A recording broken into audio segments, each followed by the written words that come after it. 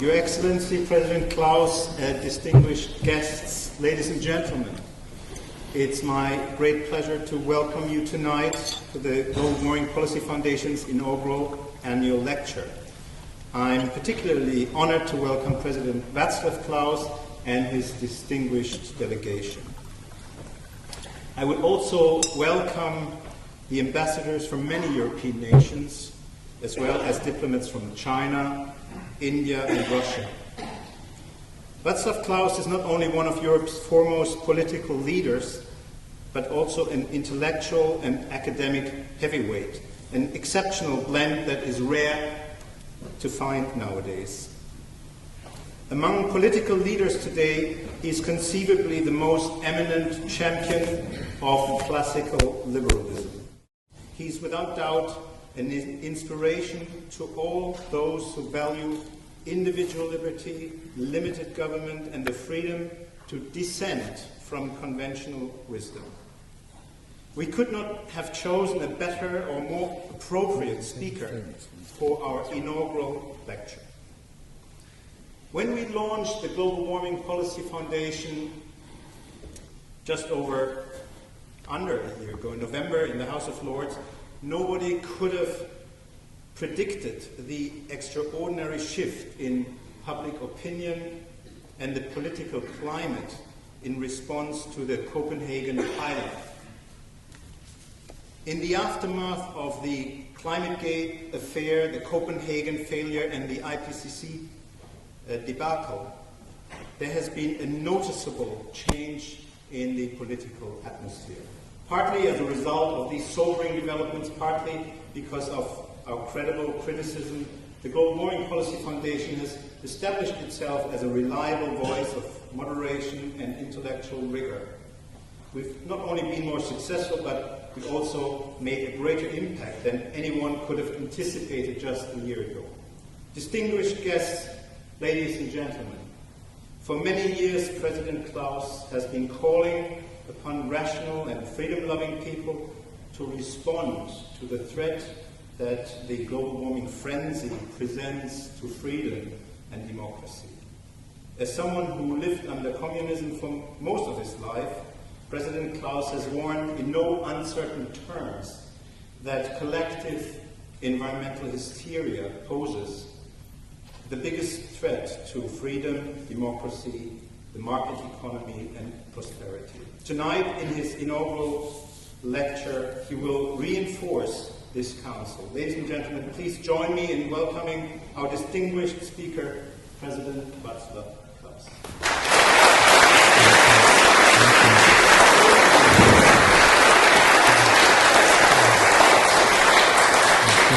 Thank you very much. Mr. Chairman, Lord Lawson, distinguished guests, ladies and gentlemen, it's a great honor for me to be here tonight, getting a chance to deliver the inaugural lecture of the Global Warming Policy Foundation to such a distinguished audience. I would like to thank you for the invitation. I would like especially to thank Nigel Lawson. Even though it may seem that there is a whole range of institutions both here and overseas which bring together and support those who openly express doubts about the currently prevailing dogma of man-made global warming and who dare to criticize it, it apparently is still not enough. We are subject to a heavily biased and carefully organized propaganda, and a serious and highly qualified forum here on this side of the Atlantic that would stand for rationality, objectivity, and fairness in public policy discussion is more than needed. That's why I consider the launching of the foundation an important step in the right direction. We should keep saying very loudly that the current debate about global warming, and I agree with the Australian paleoclimatologist Professor Carter that we should always speak about dangerous human-caused global warming, because it is not warming per se that we are concerned with. That the current debate is in its substance not part of the scientific discourse about the relative role of a myriad of factors influencing swings in global temperature, but part of a public policy debate about man and society. As Professor Carter stresses in his recent book, the global warming issue long ago ceased being a scientific problem. The current debate is a public policy debate with enormous implications. It is no longer about science. It's about government, the politicians, their scribes, and the lobbyists who want to get more decision-making and power for themselves. It seems to me that the widespread acceptance of the global warming dogma has become one of the main, most costly, and most undemocratic public policy mistakes in generations. The previous one was communism. The debate has, of course, its scientific dimension, but this part of the debate doesn't belong here. I also do not intend to play the role of an amateur climatologist.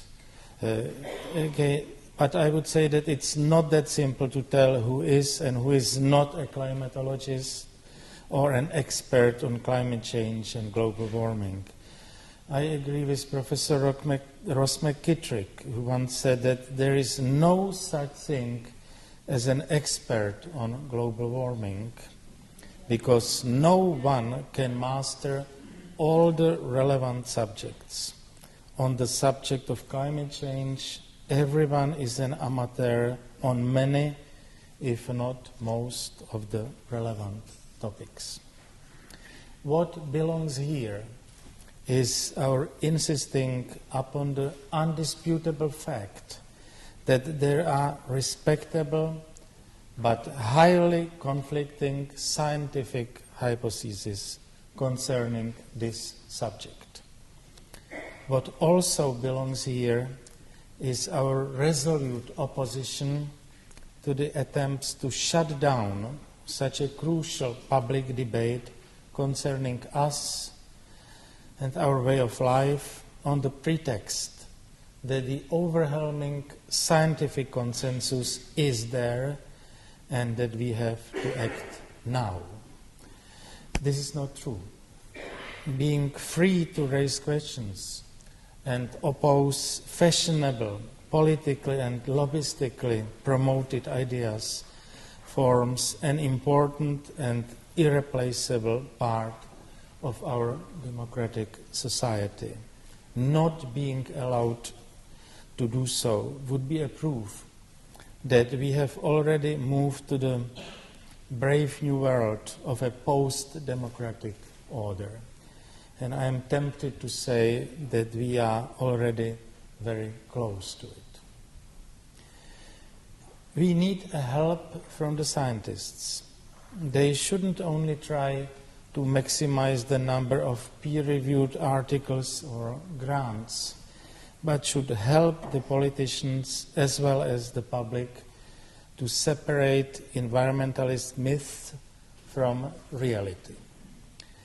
They should present relevant scientific theories and findings in such a way that would make it possible for us to decide for ourselves what to accept and what to question. I have been trying to follow the published theories for a couple of years, and I'm strongly on the side of those who say that carbon dioxide is a minor player. It is not the primary cause of global warming, and therefore humanity is not to blame. Looking back at geologic time, the 1998 Nobel Prize laureate for physics laureate Robert Laughlin says that, I quote, "Climate change is something that the Earth routinely does on its own without asking anyone's permission. And that far from being responsible for damaging the Earth's climate, civilization might not be able to forestall any of these changes once the Earth has decided to make them."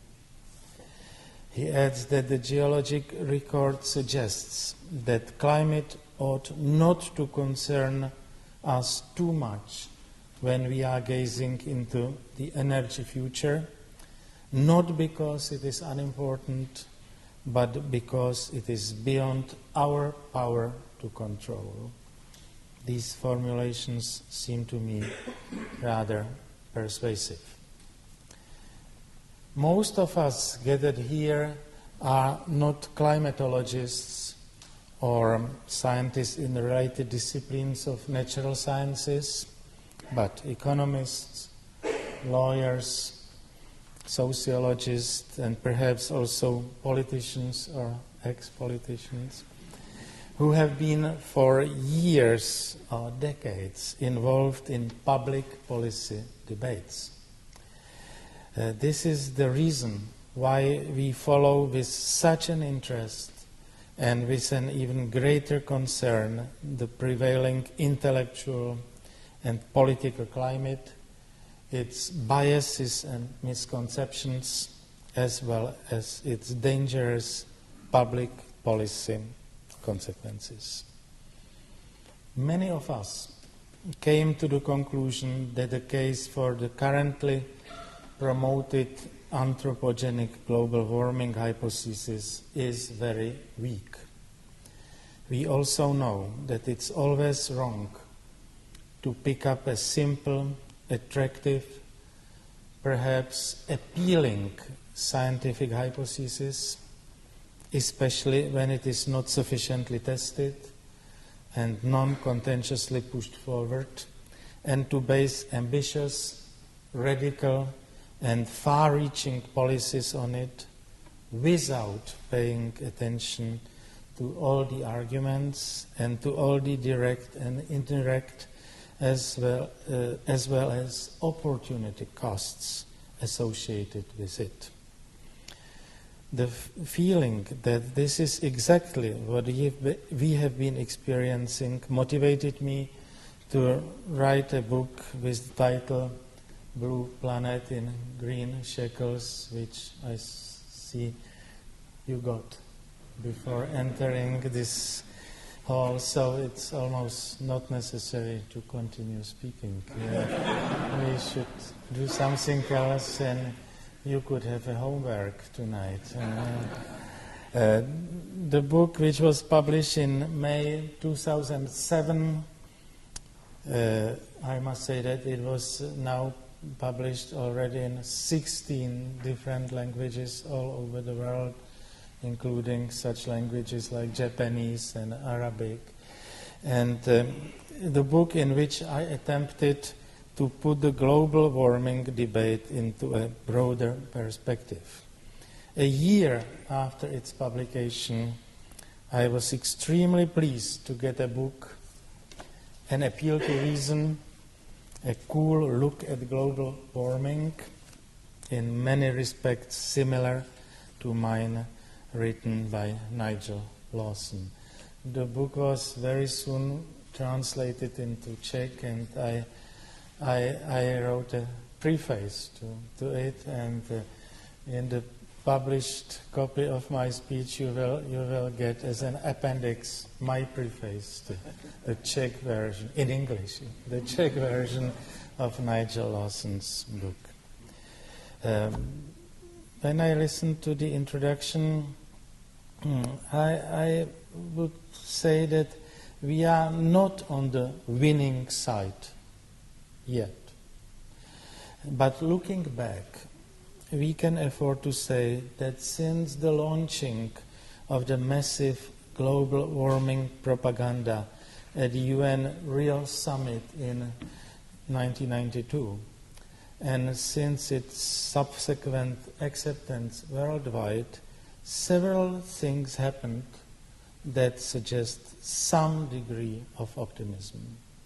First, the global temperature ceased rising, apparently. I know that it's not a proof of the non-existence of a long-term tendency of one type of another. Nevertheless, this is definitely true. Second, new alternative hypotheses for the explanation of climate fluctuations have been formulated. That's the second shift, second change. The third one, the reputation of the scientific standing of some of the leading exponents of the global warming doctrine has been heavily undermined. The most scandalous example being the case of the hockey stick, which constituted the basis of the 2001 third assessment report of the IPCC.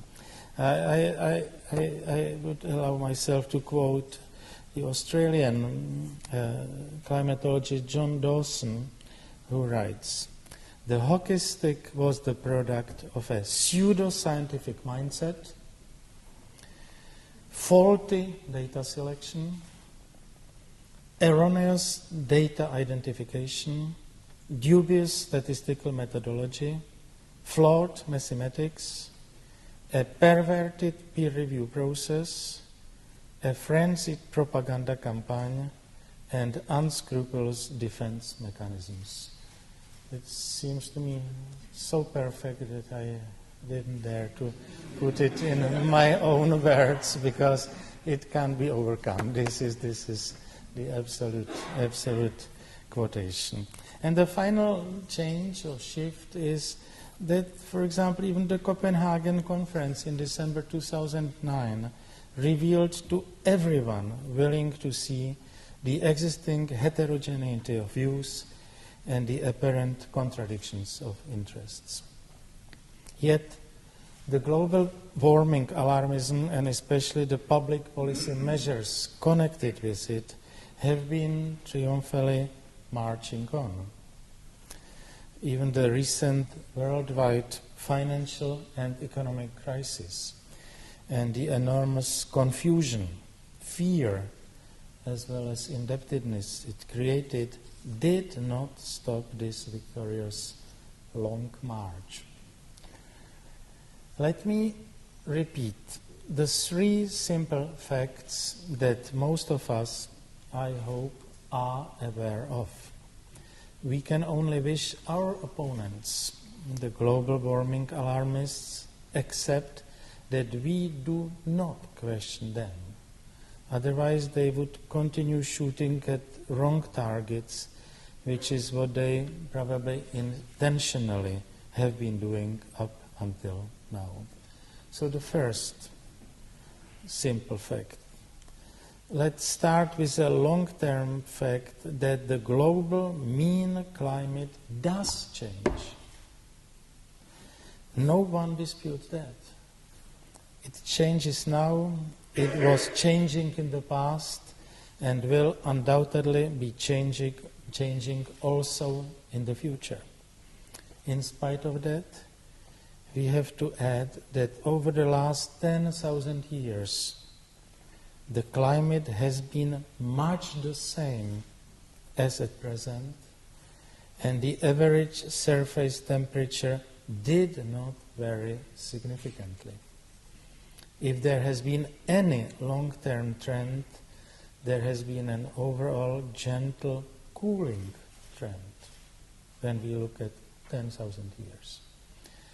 Presenting the climate changes we have been experiencing in the last decades as a threat to the planet and letting the global warming alarmists use this bizarre argument as a justification for their attempts to substantially change our way of life to weaken and restrain our freedom, to control us, to dictate what it is we should and should not be doing is unacceptable. Their success in influencing millions of quite rational people all around the world is rather surprising. How is it possible that they are so successful in it and so rapidly? For all the doctrines and ideologies, it took usually much longer to get such an influential and widely shared position in society.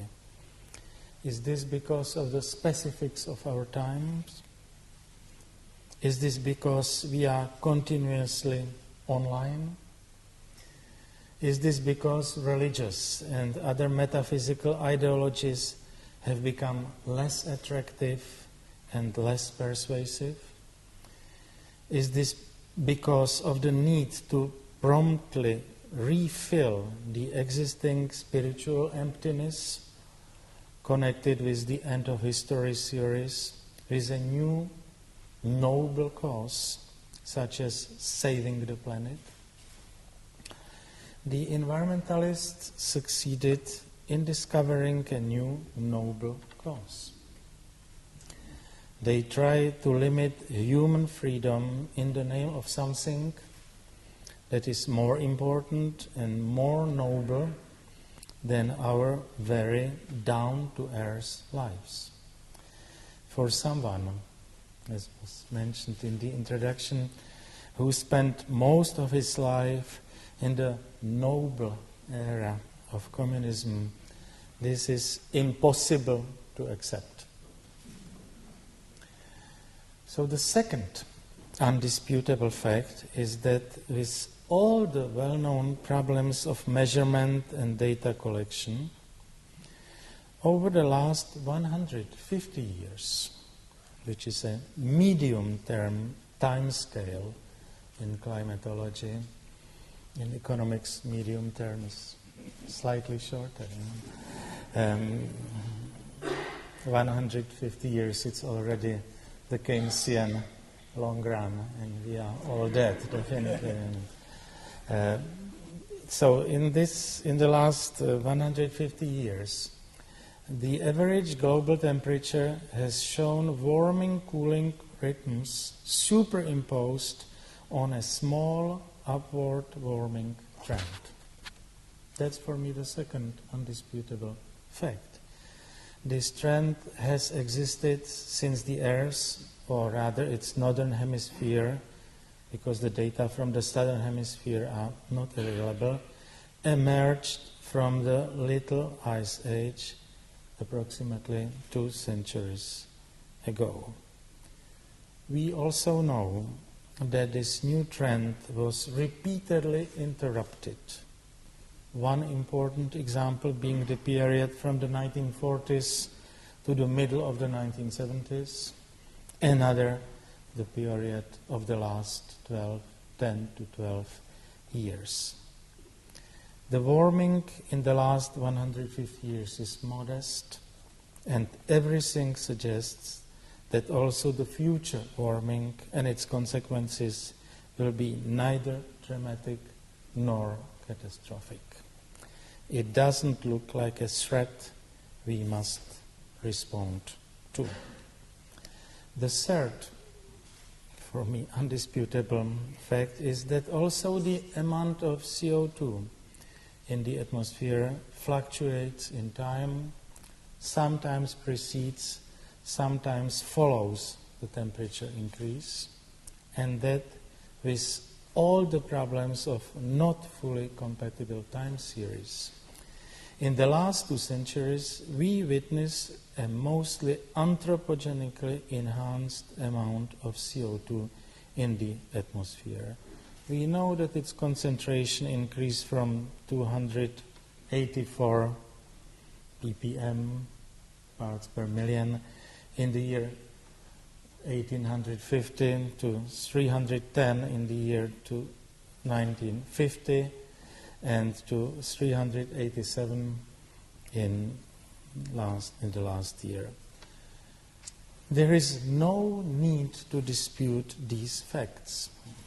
The dispute starts when we are confronted with a doctrine which claims that the rough coincidence of climate changes, of growing temperatures, and of man-made increments of CO2 in the atmosphere, and what is more, only in a relatively short period of time, is a proof of the causal relationship between these phenomena.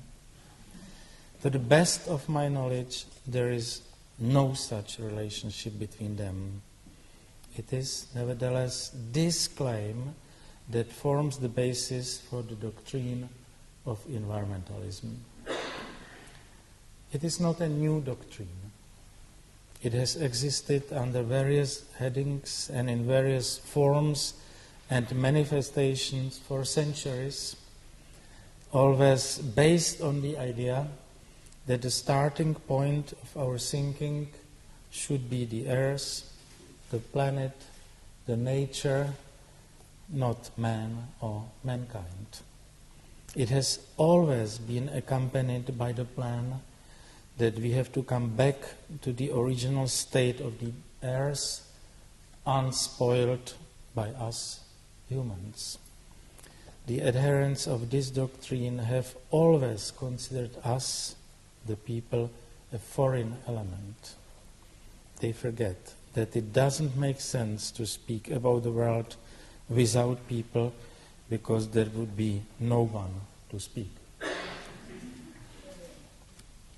To reduce the interpretation of the causality of all kinds of climate changes and global warming to one variable, CO2, or to a small proportion of one variable, human-induced CO2, is impossible to accept.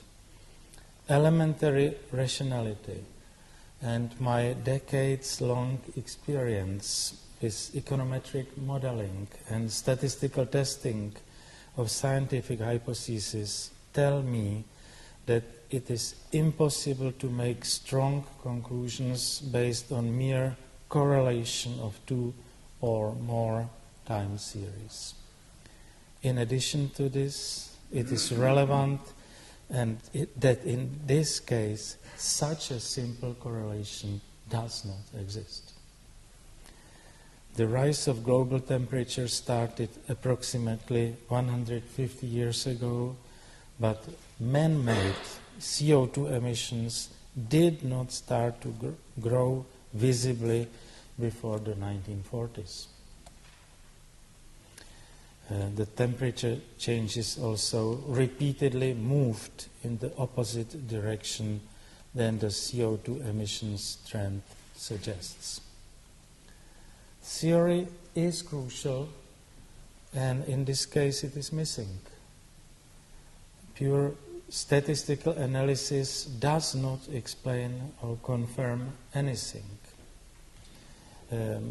Two Chinese scientists, Guang Wu and Xiaomin Yan, published a study in which they used for the statisticians in this group, published a study in which they used the random walk model to analyze the global temperature fluctuations in the last 160 years. Their results, rather unpleasantly for the global warming alarmists, show that the random walk model perfectly fits the temperature changes. Because, and I quote, the random walk model has a perfect fit for the recorded temperature, there is no need to include various man-made factors such as CO2 and non-human factors such as sun to improve the quality of the model fit, they say. It is an important result. Do other models give a better fit? I have not seen any. The untenable argument that there exists a simple causal nexus, a simple functional relationship between temperature and man-made CO2 is only one part of the whole story and only one tenet of environmentalism. The other, not less important aspect of this doctrine is the claim that there is a very strong and exclusively damaging relationship between temperature and its impact upon nature, upon the earth, and upon the planet. The original ambition of the environmentalists probably used to be saving the planet for human beings, but we see now that this target has gradually become less and less important. Many environmentalists do not pay attention to the fate of the people. They want to save the planet, not mankind. They speak about nature, not about man. For these people, the sophisticated economic reasoning we offer is irrelevant. Only some of them look at the people. Only with them the debate about the intergenerational discrimination and solidarity and about the proper size of discount rates used in any intertemporal analysis comes into consideration. Only here can the economists make use of some of their concepts and theories. The unjustifiably low rate of discount used by the environmentalists, notably in the Stern Review, so well known in your country, was for me the original motivation to enter the discussion 5 years ago. Chapter 4 of my book was devoted to the importance of proper discounting. Nigel Lawson did something very similar in his chapter 7 with the title Discounting the Future, Ethics, Risk and Uncertainty. For him, I quote, "The choice of discount rate is critical in assessing which policies might make sense and which clearly do not." I agree with him that with a higher discount rate, the argument for radical action over global warming now collapses completely. Page 83. Many serious economists argue the same way and are in favor of using higher discount rates. University of Chicago Professor Murphy says quite strongly, I quote, "We should use the market rate as the discount rate because it is the opportunity cost of climate mitigation." I suppose that the economists here would agree. This is what Nicholas Stern and others around him clearly do not want to do. They think in misconceived ethical terms, but it is wrong. We do not deny that if the existing trend continues, rising temperatures will have both its winners and losers. Even if the overall impact happens to be detrimental, which is something I am not convinced of, the appropriately defined discount for the future will ensure that the loss of value in the years to come will be too small for the present generations to worry about. How is it possible that so many politicians, their huge bureaucracies, important groups in the scientific establishment, an important segment of business people, and almost all journalists see it differently? The only reasonable explanation is that without having paid sufficient attention to the arguments, they have already invested too much into global warming alarmism. Some of them are afraid that by losing this doctrine, their political and professional pride would suffer. Others are earning a lot of money on it and are afraid of losing that source of income. Business people hope they will make a fortune out of it and are not ready to write it off. They all have a very tangible vested interest in it. We should say loudly, this coalition of powerful special interests is endangering us, not the global warming. That's the reason why the subtitle of my book is What is Endangered? Freedom, Climate or Freedom? And my resolute answer is climate is okay, freedom is endangered. Our interest is or should be a free, democratic and prosperous society. That's the reason why we have to stand up against all attempts to undermine it. We should be prepared to adapt ourselves to all kinds of future climate changes, including cooling, I would say. But we should never accept losing our freedom. And this is the message which I would like to leave here in London, in this room this evening. Thank you very much for your attention.